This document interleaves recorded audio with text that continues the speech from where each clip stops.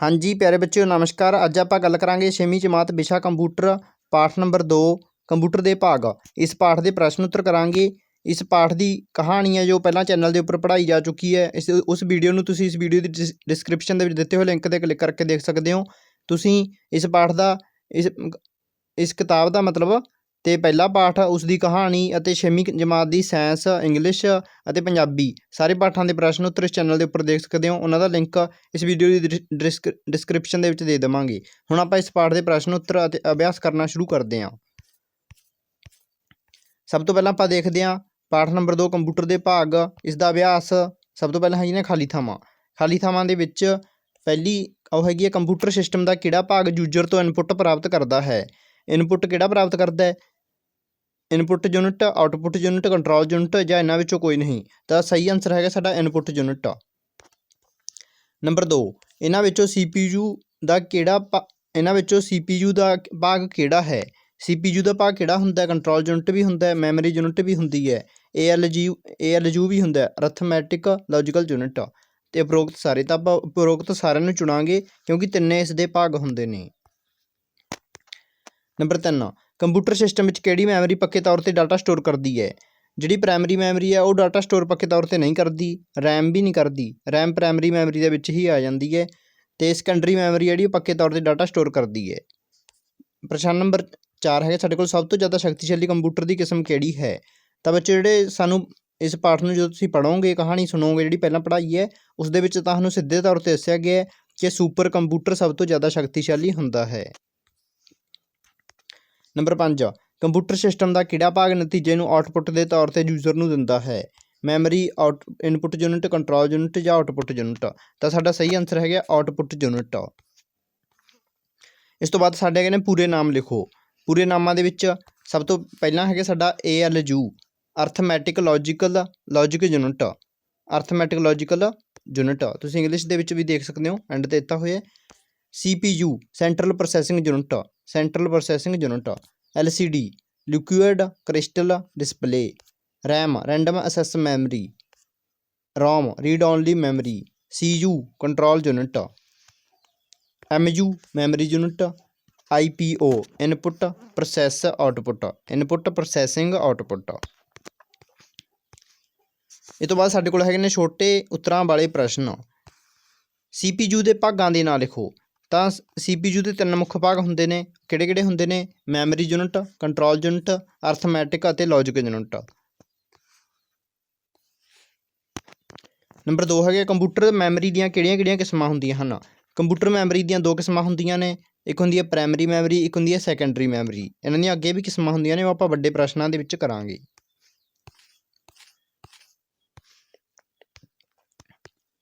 Secondary storage उपकरण की हुंदे हन? उत्तर सैकेंडरी स्टोरेज नूं एक्सिलरी मैमरी भी कहा जाता है। प्राइमरी मैमरी रैम पक्के तौर पर डाटा स्टोरेज करन योग नहीं हुंदी अते रोम विच यूजर द्वारा कोई भी डाटा स्टोर करने की इजाजत नहीं हुंदी। तां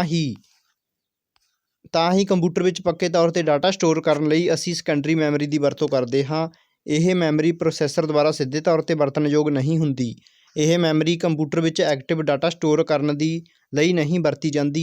personal computer which secondary storage तौर पर हार्ड डिस्क तो इलावा हटाउण योग मीडिया जिवें कि CD, DVD या पैन ड्राइव आदि शामिल हुंदे हन।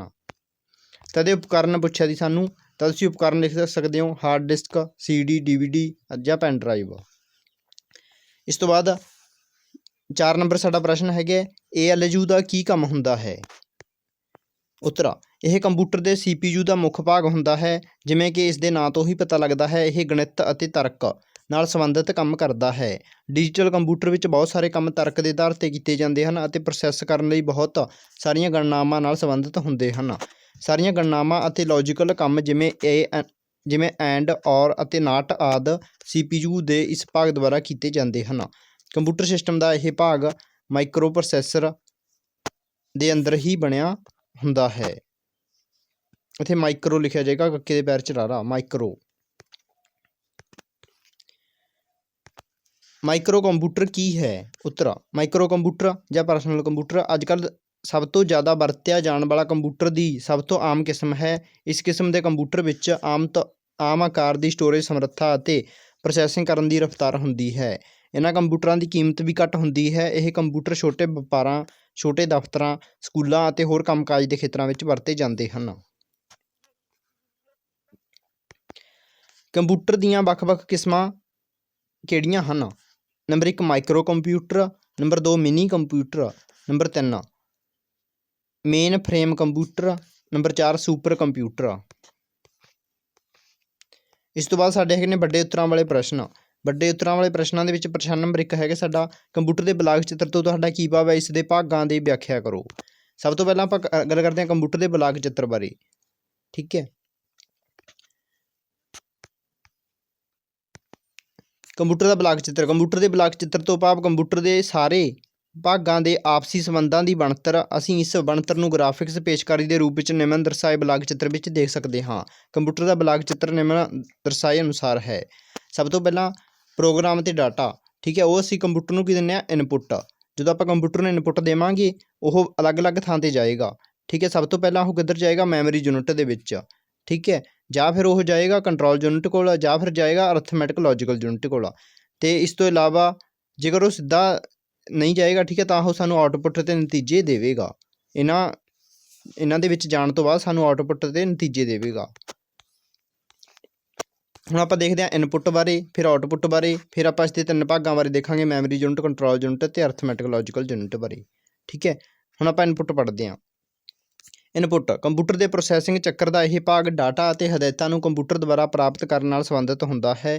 ਜਿਵੇਂ ਕਿ ਅਸੀਂ ਜਾਣਦੇ ਹਾਂ ਕੰਪਿਊਟਰ ਇੱਕ ਇਲੈਕਟ੍ਰੋਨਿਕ ਮਸ਼ੀਨ ਹੈ ਅਤੇ ਕੰਪਿਊਟਰ ਸਿਸਟਮ ਵਿੱਚ ਸਾਰੀਆਂ ਹਦਾਇਤਾਂ ਬਿਜਲੀ ਦੇ ਇੱਕ ਸਿਗਨਲ ਦੇ ਰੂਪ ਵਿੱਚ ਹੀ ਪ੍ਰੋਸੈਸ ਹੁੰਦੀਆਂ ਹਨ। ਡਾਟਾ ਪ੍ਰੋਸੈਸ ਦੀ ਇਹ ਕਿਸਮ ਮਨੁੱਖ ਦੁਆਰਾ ਕਿਸੇ ਕੰਮ ਨੂੰ ਕਰਨ ਦੇ ਢੰਗ ਤੋਂ ਬਹੁਤ ਅਲੱਗ ਹੁੰਦੀ ਹੈ। ਕੰਪਿਊਟਰ ਦੇ ਕੰਮ ਕਰਨ ਲਈ ਮਨੁੱਖ ਦੁਆਰਾ ਸਮਝੀ ਜਾ ਸਕਣ ਵਾਲੀ ਭਾਸ਼ਾ ਨੂੰ ਕੰਪਿਊਟਰ ਵਿੱਚ ਚੱਲਣ ਵਾਲੇ ਬਿਜਲੀ ਦੇ ਸਿਗਨਲ ਵਿੱਚ ਤਬਦੀਲ ਕਰਨਾ ਲਾਜ਼ਮੀ ਹੁੰਦਾ ਹੈ। ਇਸ ਤਰ੍ਹਾਂ ਦੀ ਤਬਦੀਲੀ ਇਨਪੁੱਟ ਉਪਕਰਨਾਂ ਦੁਆਰਾ ਕੀਤੀ ਜਾਂਦੀ ਹੈ। ਹਰੇਕ ਵੱਖਰੇ ਕਿਸਮ ਦੇ ਡਾਟੇ ਲਈ ਵੱਖਰਾ ਉਪਕਰਨ ਪ੍ਰਯੋਗ ਕੀਤਾ ਜਾਂਦਾ ਹੈ।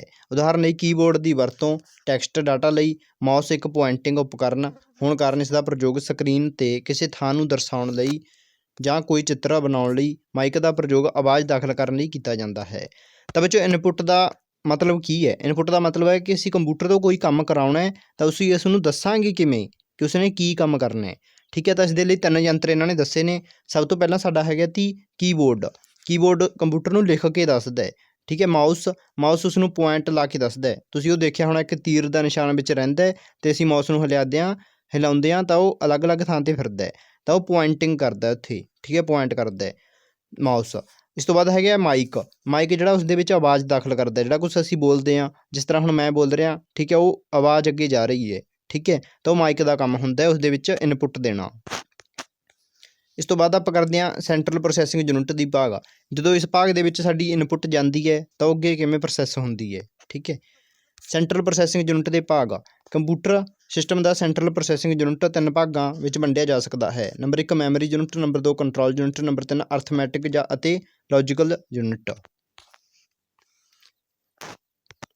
ਮੈਮਰੀ ਯੂਨਿਟ ਕੰਪਿਊਟਰ ਦੇ ਮੈਮਰੀ ਯੂਨਿਟ ਨੂੰ ਸਟੋਰੇਜ ਯੂਨਿਟ ਵਜੋਂ ਵੀ ਜਾਣਿਆ ਜਾਂਦਾ ਹੈ। ਕੰਪਿਊਟਰ ਵਿੱਚ ਇਹ ਡਾਟਾ ਅਤੇ ਹਦਾਇਤਾਂ ਨੂੰ ਸਟੋਰ ਕਰਦਾ ਹੈ। ਮੈਮਰੀਜ਼ ਬਹੁਤ ਕਿਸਮਾਂ ਦੀਆਂ ਹੁੰਦੀਆਂ ਹਨ। ਹਰੇਕ ਕਿਸਮ ਦੀ ਮੈਮਰੀ ਇੱਕ ਵੱਖਰਾ ਕੰਮ ਕਰਦੀ ਹੈ। ਉਹਨਾਂ ਦਾ ਆਕਾਰ, ਸਟੋਰੇਜ ਸਮਰੱਥਾ, ਕੰਮ ਕਰਨ ਦਾ ਤਰੀਕਾ ਅਤੇ ਰਫ਼ਤਾਰ ਵੱਖ-ਵੱਖ ਹੁੰਦੀਆਂ ਹਨ। ਕੰਟਰੋਲ ਯੂਨਿਟ ਕੰਪਿਊਟਰ ਦਾ ਦਿਮਾਗ ਹੁੰਦਾ ਹੈ। ਬੱਚੇ ਤੁਹਾਨੂੰ ਪੁੱਛਿਆ ਵੀ ਜਾ ਸਕਦਾ ਹੈ ਕੰਪਿਊਟਰ ਦਾ ਦਿਮਾਗ ਕਿਸ ਨੂੰ ਕਹਿੰਦੇ ਹਨ, ਤਾਂ ਕਿਸ ਨੂੰ ਕਹਿੰਦੇ ਨੇ, ਕੰਟਰੋਲ ਯੂਨਿਟ ਨੂੰ। ਇਹ ਕੰਪਿਊਟਰ ਨੂੰ ਇਨਪੁੱਟ ਕੀਤੀਆਂ ਹਦਾਇਤਾਂ ਅਤੇ ਪ੍ਰੋਗਰਾਮ ਦੇ ਰੂਪ ਵਿੱਚ ਦਿੱਤੇ ਸਾਰੇ ਕੰਮ ਕਰਦਾ ਹੈ। ਇਹ ਕੰਪਿਊਟਰ ਦੇ ਬਾਕੀ ਭਾਗਾਂ ਦੁਆਰਾ ਕੀਤੇ ਜਾਣ ਵਾਲੇ ਕੰਮਾਂ ਨੂੰ ਵੀ ਕੰਟਰੋਲ ਕਰਦਾ ਹੈ। ਇਹ ਇਨਪੁੱਟ ਯੂਨਿਟ ਤੋਂ ਹਦਾਇਤਾਂ ਪ੍ਰਾਪਤ ਕਰਦਾ ਹੈ। ਇਨਪੁੱਟ ਕੀਤੀਆਂ ਹਦਾਇਤਾਂ ਦੇ ਅਨੁਸਾਰ ਇਹ ਕੰਟਰੋਲ ਸਿਗਨਲ ਤਿਆਰ ਕਰਦਾ ਹੈ। ਇਹ ਸਾਰੇ ਕੰਟਰੋਲ ਸਿਗਨਲ ਕੰਪਿਊਟਰ ਦੇ ਬਾਕੀ ਭਾਗਾਂ ਨੂੰ ਚਲਾਉਂਦੇ ਹਨ। ਇਹ ਕੰਟਰੋਲ ਯੂਨਿਟ ਦਾ ਮੁੱਖ ਕੰਮ ਹੁੰਦਾ ਹੈ। ALU ਇਹ ਕੰਪਿਊਟਰ ਦੇ CPU ਦਾ ਮੁੱਖ ਭਾਗ ਹੁੰਦਾ ਹੈ। ਜਿਵੇਂ ਕਿ ਇਸ ਦੇ ਨਾਂ ਤੋਂ ਹੀ ਪਤਾ ਲੱਗਦਾ ਹੈ, ਇਹ ਗਣਿਤ ਅਤੇ ਤਰਕ ਨਾਲ ਸੰਬੰਧਿਤ ਕੰਮ ਕਰਦਾ ਹੈ।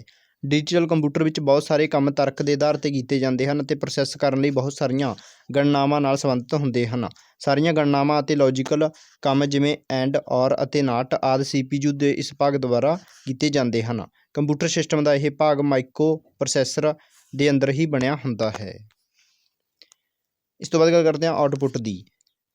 ਪ੍ਰੋਸੈਸਿੰਗ ਦੇ ਪੂਰਾ ਹੋਣ ਤੋਂ ਬਾਅਦ ਪੈਦਾ ਹੋਇਆ ਨਤੀਜਾ ਆਊਟਪੁੱਟ ਯੂਨਿਟ ਦੁਆਰਾ ਯੂਜ਼ਰ ਨੂੰ ਦਿੱਤਾ ਜਾਂਦਾ ਹੈ। ਕੰਪਿਊਟਰ ਸਿਸਟਮ ਦਾ ਇਹ ਭਾਗ ਇਨਪੁੱਟ ਯੂਨਿਟ ਤੋਂ ਉਲਟਾ ਕੰਮ ਕਰਦਾ ਹੈ। ਆਊਟਪੁੱਟ ਮੰਤਵ ਲਈ ਵਰਤੇ ਜਾਣ ਵਾਲੇ ਉਪਕਰਨ ਨਤੀਜੇ ਨੂੰ ਬਿਜਲੀ ਦੇ ਸਿਗਨਲ ਤੋਂ ਮਨੁੱਖ ਦੁਆਰਾ ਸਮਝੀ ਜਾ ਸਕਣ ਵਾਲੀ ਕਿਸਮ ਵਿੱਚ ਤਬਦੀਲ ਕਰਦੇ ਹਨ। ਆਊਟਪੁੱਟ ਉਪਕਰਨਾਂ ਦੀਆਂ ਕੁਝ ਕਿਸਮਾਂ ਹਨ: ਮੋਨੀਟਰ, LCD, ਸਪੀਕਰ, ਪ੍ਰਿੰਟਰ ਆਦਿ। ਇਹ ਸਾਰੇ ਭਾਗ ਮਿਲ ਕੇ ਕੰਪਿਊਟਰ ਨੂੰ ਹਦਾਇਤਾਂ ਦੀ ਪ੍ਰੋਸੈਸਿੰਗ ਕਰਨ ਲਈ ਮੁਕੰਮਲ ਬਣਾਉਂਦੇ ਹਨ। ਸਾਡਾ ਅਗਲਾ ਪ੍ਰਸ਼ਨ ਹੈਗਾ ਕੰਪਿਊਟਰ ਕਿਵੇਂ ਕੰਮ ਕਰਦਾ ਹੈ, ਇਸ ਦੇ ਭਾਗਾਂ ਦੀ ਵਿਆਖਿਆ ਕਰੋ। ਉੱਤਰ: ਕੰਪਿਊਟਰ ਵਿੱਚ ਪ੍ਰੋਸੈਸਿੰਗ ਕਰਨ ਦਾ ਕ੍ਰਮ ਕੰਪਿਊਟਰ ਦਾ ਪ੍ਰੋਸੈਸਿੰਗ ਚੱਕਰ ਅਖਵਾਉਂਦਾ ਹੈ। ਅਸੀਂ ਕੰਪਿਊਟਰ ਦਾ ਪ੍ਰੋਸੈਸਿੰਗ ਚੱਕਰ ਨਿਮਨ ਅਨੁਸਾਰ ਦਰਸਾ ਸਕਦੇ ਹਾਂ। ਅਸੀਂ ਕੰਪਿਊਟਰ ਦੇ ਪ੍ਰੋਸੈਸਿੰਗ ਨੂੰ 3 ਭਾਗਾਂ ਵਿੱਚ ਦਰਸਾ ਸਕਦੇ ਹਾਂ। ਸਭ ਤੋਂ ਪਹਿਲਾਂ ਇਨਪੁੱਟ, ਪ੍ਰੋਸੈਸ, ਆਊਟਪੁੱਟ। ਤਾਂ ਜਿਹੜਾ ਕੰਪਿਊਟਰ ਦਾ ਜਿਹੜਾ ਕੰਮ ਕਰਨ ਦਾ ਤਰੀਕਾ ਕਿਹੜਾ ਬੱਚਿਓ, ਇਹ ਲਿਖਿਆ ਇਨਪੁੱਟ। ਪਹਿਲਾਂ ਆਪਾਂ ਇਨਪੁੱਟ ਦੇਵਾਂਗੇ ਕੰਪਿਊਟਰ ਨੂੰ, ਠੀਕ ਹੈ। ਉਸ ਤੋਂ ਬਾਅਦ ਉਹ ਪ੍ਰੋਸੈਸ ਹੋਏਗਾ, ਠੀਕ ਹੈ। ਉਸ ਤੋਂ ਬਾਅਦ ਸਾਨੂੰ ਉਹ ਆਊਟਪੁੱਟ ਦੇਵੇਗਾ। Input, processing, output. ਤਾਂ ਇਸ ਨੂੰ ਕਿਸ ਨਾਮ ਨਾਲ ਜਾਣਿਆ ਜਾਂਦਾ? ਇਸ ਨੂੰ ਕਿਹਾ ਜਾਂਦਾ IPO। ਸਭ ਤੋਂ ਪਹਿਲਾਂ ਇਨਪੁੱਟ, ਫਿਰ ਪ੍ਰੋਸੈਸ, ਫਿਰ ਆਊਟਪੁੱਟ। ਅਤੇ ਹੁਣ ਆਪਾਂ ਇਨਪੁੱਟ ਦੇ ਬਾਰੇ ਵਿੱਚ ਪੜ੍ਹਾਂਗੇ। ਇਨਪੁੱਟ ਦੇ ਬਾਰੇ ਵਿੱਚ ਅਸੀਂ ਪਹਿਲਾਂ ਪੜ੍ਹਾਇਆ ਜਾ ਚੁੱਕਿਆ ਹੈ, ਠੀਕ ਹੈ। ਤੁਸੀਂ ਸਾਰਾ ਉਹੀ ਲਿਖਣਾ ਹੈ, ਠੀਕ ਹੈ, ਉਹੀ ਉਹ ਕਰਨਾ ਹੈ। ਅਤੇ ਇੱਕ ਵਾਰੀ ਜੇਕਰ ਦੁਬਾਰਾ ਪੜ੍ਹਨਾ ਤਾਂ ਪੜ੍ਹਾ ਦਿੰਦੇ ਹਾਂ। ਇਨਪੁੱਟ ਕੰਪਿਊਟਰ ਦੇ ਪ੍ਰੋਸੈਸਿੰਗ ਚੱਕਰ ਦਾ ਇਹ ਭਾਗ ਡਾਟਾ ਅਤੇ ਹਦਾਇਤਾਂ ਨੂੰ ਕੰਪਿਊਟਰ ਦੁਆਰਾ ਪ੍ਰਾਪਤ ਕਰਨ ਨਾਲ ਸੰਬੰਧਿਤ ਹੁੰਦਾ ਹੈ। ਜਿਵੇਂ ਕਿ ਅਸੀਂ ਜਾਣਦੇ ਹਾਂ ਕੰਪਿਊਟਰ ਇੱਕ ਇਲੈਕਟ੍ਰੋਨਿਕ ਮਸ਼ੀਨ ਹੈ ਅਤੇ ਕੰਪਿਊਟਰ ਸਿਸਟਮ ਵਿੱਚ ਸਾਰੀਆਂ ਹਦਾਇਤਾਂ ਬਿਜਲੀ ਦੇ ਇੱਕ ਸਿਗਨਲ ਦੇ ਰੂਪ ਵਿੱਚ ਹੀ ਪ੍ਰੋਸੈਸ ਹੁੰਦੀਆਂ ਹਨ।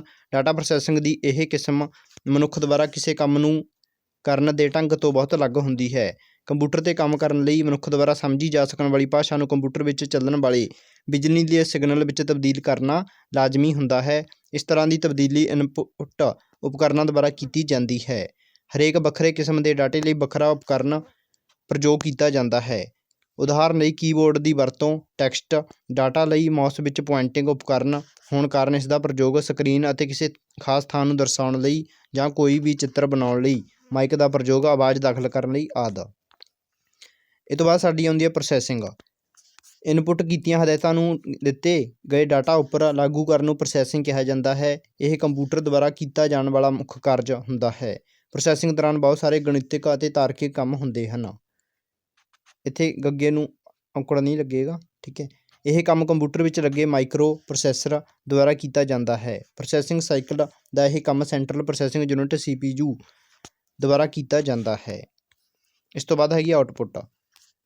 ਪ੍ਰੋਸੈਸਿੰਗ ਦੇ ਪੂਰਾ ਹੋਣ ਤੋਂ ਬਾਅਦ ਪੈਦਾ ਹੋਇਆ ਨਤੀਜਾ ਆਊਟਪੁੱਟ ਯੂਨਿਟ ਦੁਆਰਾ ਯੂਜ਼ਰ ਨੂੰ ਦਿੱਤਾ ਜਾਂਦਾ ਹੈ। ਕੰਪਿਊਟਰ ਸਿਸਟਮ ਦਾ ਇਹ ਭਾਗ ਇਨਪੁੱਟ ਯੂਨਿਟ ਤੋਂ ਉਲਟਾ ਕੰਮ ਕਰਦਾ ਹੈ। ਆਊਟਪੁੱਟ ਮੰਤਵ ਲਈ ਵਰਤੇ ਜਾਣ ਵਾਲੇ ਉਪਕਰਨ ਨਤੀਜੇ ਨੂੰ ਬਿਜਲੀ ਦੇ ਸਿਗਨਲ ਤੋਂ ਮਨੁੱਖ ਦੁਆਰਾ ਸਮਝੀ ਜਾ ਸਕਣ ਵਾਲੀ ਕਿਸਮ ਵਿੱਚ ਤਬਦੀਲ ਕਰਦੇ ਹਨ। ਆਊਟਪੁੱਟ ਉਪਕਰਨਾਂ ਦੀਆਂ ਕੁਝ ਕਿਸਮਾਂ ਹਨ: ਮੋਨੀਟਰ, LCD, ਸਪੀਕਰ, ਪ੍ਰਿੰਟਰ ਆਦਿ। ਇਹ ਸਾਰੇ ਮਿਲ ਕੇ ਕੰਪਿਊਟਰ ਨੂੰ ਹਦਾਇਤਾਂ ਦੀ ਪ੍ਰੋਸੈਸਿੰਗ ਕਰਨ ਲਈ ਮੁਕੰਮਲ ਬਣਾਉਂਦੇ ਹਨ। ਇਸ ਤੋਂ ਬਾਅਦ ਸਾਡੇ ਕੋਲ ਐਕਟੀਵਿਟੀ ਹੈਗੀ ਹੈ। ਐਕਟੀਵਿਟੀ ਦੇ ਵਿੱਚ ਸਾਨੂੰ 10 ਅਲੱਗ-ਅਲੱਗ ਉਹਨਾਂ ਦੇ ਨਾਂ ਦੱਸੇ ਗਏ ਨੇ। ਇਸ ਨੂੰ ਅਸੀਂ primary memory, secondary memory, output unit, output ਯੰਤਰ, ਇਨਪੁੱਟ ਯੰਤਰ ਦੇ ਵਿੱਚ ਲਿਖਣਾ ਹੈ। ਸਭ ਤੋਂ ਪਹਿਲਾਂ ਆਪਾਂ ਪ੍ਰਾਇਮਰੀ ਮੈਮਰੀ ਦੇ ਵਿੱਚ ਗੱਲ ਕਰਦੇ ਹਾਂ। ਪ੍ਰਾਇਮਰੀ ਮੈਮਰੀ ਦੇ ਵਿੱਚ ਇਹਨਾਂ ਦੇ ਵਿੱਚੋਂ ਕੀ ਆਵੇਗਾ? ਜਿਹੜੀ ਰੈਮ ਹੈ, ਠੀਕ ਹੈ, ਉਹ ਪ੍ਰਾਇਮਰੀ ਮੈਮਰੀ ਦੇ ਵਿੱਚ ਆਉਂਦੀ ਹੈ। ਰੋਮ, ਇਹ ਵੀ ਪ੍ਰਾਇਮਰੀ ਮੈਮਰੀ ਦੇ ਵਿੱਚ ਆਉਂਦੀ ਹੈ। ਅਤੇ ਸੈਕੰਡਰੀ ਮੈਮਰੀ ਦੇ ਵਿੱਚ ਕੀ ਆਉਂਦੀਆਂ ਨੇ? ਹਾਰਡ ਡਿਸਕ, ਠੀਕ ਹੈ, ਹਾਰਡ ਡਿਸਕ ਡਰਾਈਵ ਅਤੇ USB ਪੈਨ ਡਰਾਈਵ।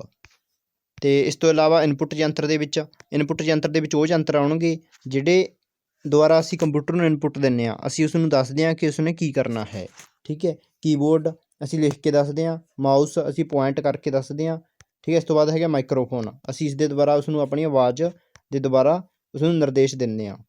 ਆਊਟਪੁੱਟ ਯੰਤਰ ਜੋ ਸਾਨੂੰ ਕੰਪਿਊਟਰ ਦੁਆਰਾ ਨਤੀਜੇ ਮਿਲਦੇ ਨੇ ਉਹ ਪ੍ਰਿੰਟਰ ਦੇ ਦੁਆਰਾ ਬਾਹਰ ਕੱਢੇ ਜਾਂਦੇ ਨੇ, ਠੀਕ ਹੈ। ਸਪੀਕਰ ਦੇ ਦੁਆਰਾ ਸਾਨੂੰ ਸੁਣਾਇਆ ਜਾਂਦਾ ਹੈ ਅਤੇ ਮੋਨੀਟਰ ਦੇ ਉੱਪਰ ਸਾਨੂੰ ਦਿਖਾਇਆ ਜਾਂਦਾ ਹੈ ਤਸਵੀਰਾਂ, ਠੀਕ ਹੈ।